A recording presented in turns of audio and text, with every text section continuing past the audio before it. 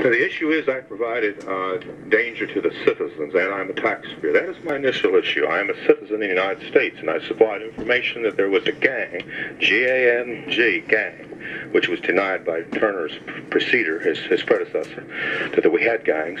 I offered the gang data, 15 people, and the shooting. What do you want the district attorney's office to do? Well, I needed to know who it is that, first of all, yes, I think the simplest thing should have been, and still could be, to ask Charles E. Folks who fired the shot and who his gang members are. Okay. We can certainly have his probation officer ask him that. Good, that's a start. He won't respond. But, I mean, I can't guarantee that he's going to tell. But if he does, you know. Okay, that's the first step. That's good. I appreciate that. The second point is what? I got the impression from Shelley Neal that it's some kind of illegality to ask him that question in the court. Well, the problem you're going to have is that if he's in a courtroom, obviously you can't question him unless you're an attorney, number one. Number two, he can't be questioned unless he takes the stand. Number three, everyone in this country has a right against self-incrimination, and he cannot be forced to say in court who had a gun or whose gang he's in or what gang. If he can just sit there and say, I don't want to say a thing, and that's it. Okay, but was it illegal to ask? It would have been. Are you a lawyer? I'm a citizen, and I can sue you, you can sue me, I can arrest you. This is the United States of America. No, I'm not an attorney, but I don't think an attorney has any rights that I don't. Maybe that's changed. Yes, you have to be a member of the Tennessee Bar to, address a court or witness in a courtroom in this case. Okay. Well, could not the prosecutor have asked him? Sure. Why did she not ask him? We're trying to protect the city. We have this large crime rate.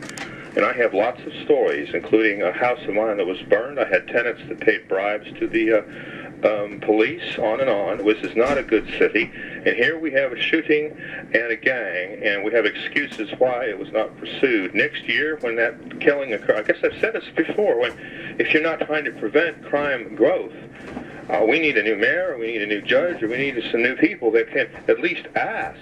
Yeah, I think the mistake that took place in this case was that Mr. Folks was never charged with any sort of weapons or gang sort of crime.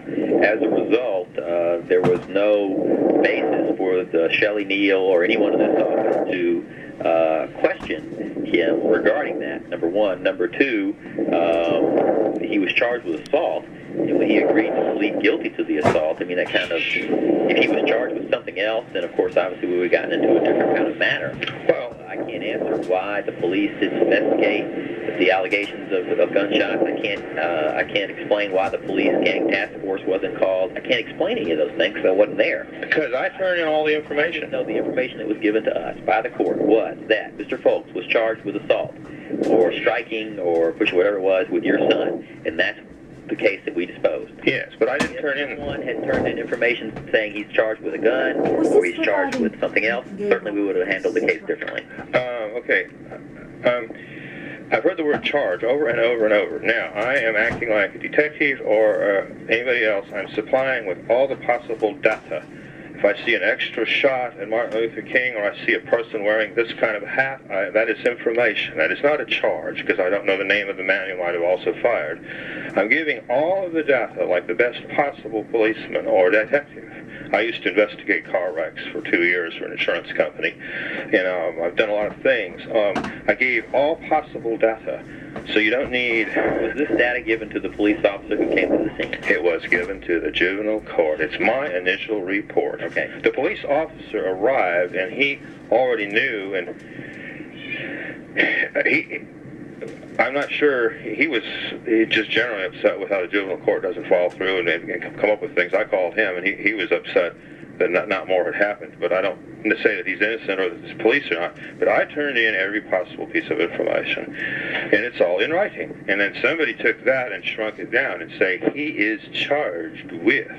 I don't necessarily want him charged, per se, with anything. I want the entire gang to be addressed. Well, actually, then if that's what you're looking for, you should call the police department gang task force and report all the information you have to them and ask that they investigate it.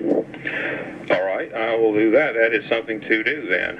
And then they will say that it's all overruled by the judge. That's No, what the judge, there's been nothing here about a gang or weapons or anything. there was in my writing. Yes, but there was no charge. Thus, double jeopardy is not attached. We can always go back and charge this kid with anything and everything that he's done regarding the gun and the gang. He didn't pull the gun. He didn't shoot the gun.